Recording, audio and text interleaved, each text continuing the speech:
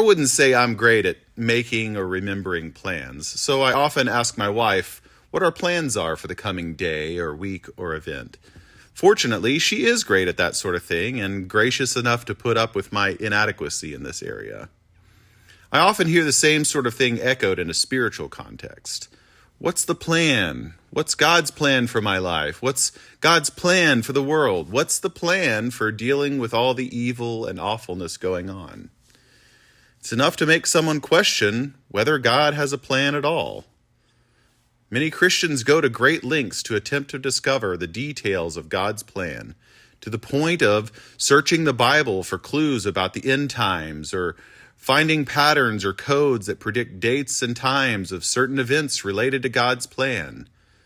But I'm not one to go down that road, and more to the point, I don't think it's necessary, because God has already revealed his plan to us if we're paying attention.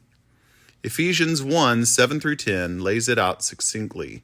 It says this, "In him we have redemption through his blood, the forgiveness of sins in accordance with the riches of God's grace that he lavished on us.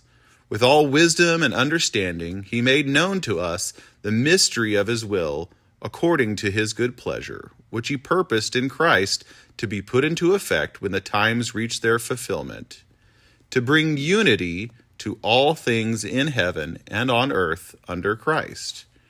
In other words, what is God's plan? Well, to bring everything under the authority of Christ. There it is. That's the plan.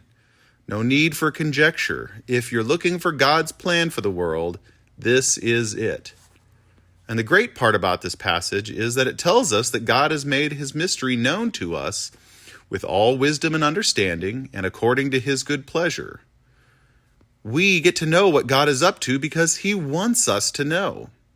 He's not hiding it from us, but he wants us to know what he's doing so that we can be a part of it.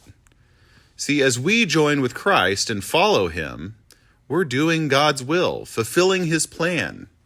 And as we bring the good news about Jesus to others, they become united with Christ as well, and God's plan grows closer to completion. That's the plan.